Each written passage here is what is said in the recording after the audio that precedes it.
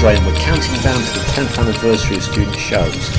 Now, at the Standard Triumph Club, he was a Knight of Sidonia, and pretty much there was fireworks when he played the Muse Classic. But back in 2009, he was a complete beginner playing. So this episode, it's all about Ben.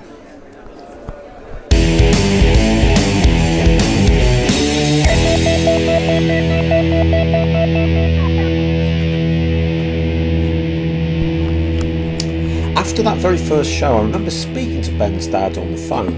He rang up and he basically explained how Ben had struggled to sleep that night, and I was like, well, what happened? And it was, well, he couldn't believe he'd actually played on stage.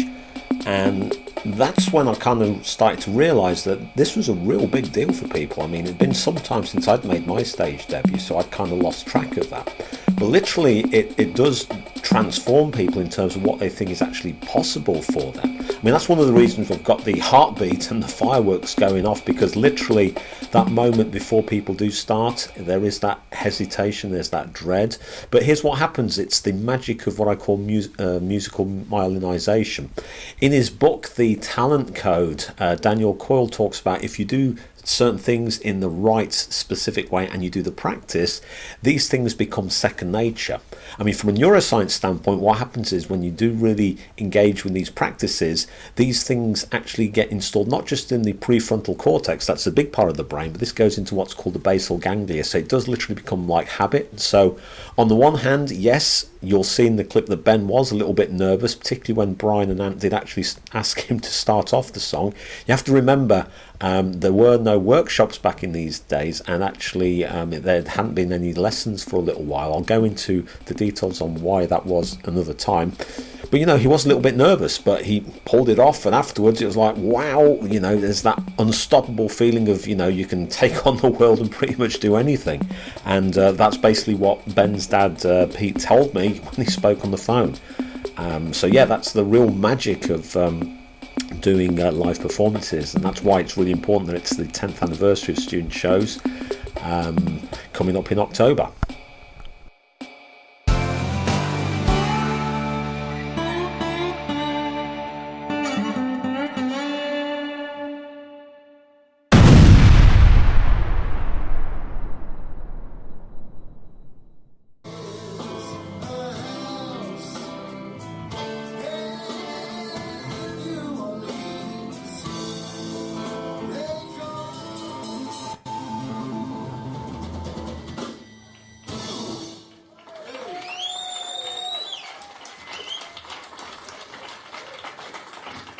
Ben, what about that for his debut? I'll give him a big hand.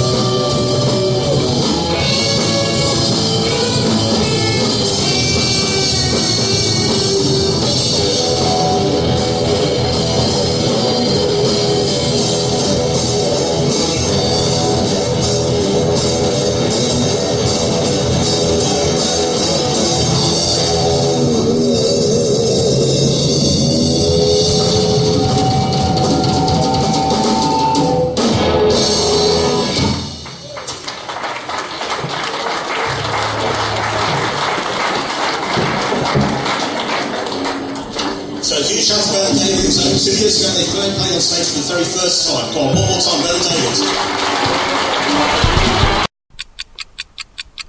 Hi, this is Andre, and we're going to be counting down to our annual show, which is going to be in October. Except this year is a little bit different because it is actually the 10th anniversary of doing these kinds of shows. And it all did start way back in 2009. So that means we will be doing something slightly different. We're going to be going back in time and sharing some of the clips from the different shows.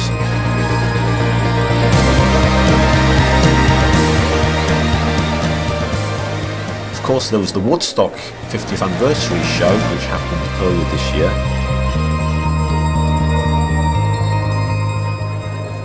But we're also going to try and track down some of the people that actually played at past shows, and they can form part of a special guest section.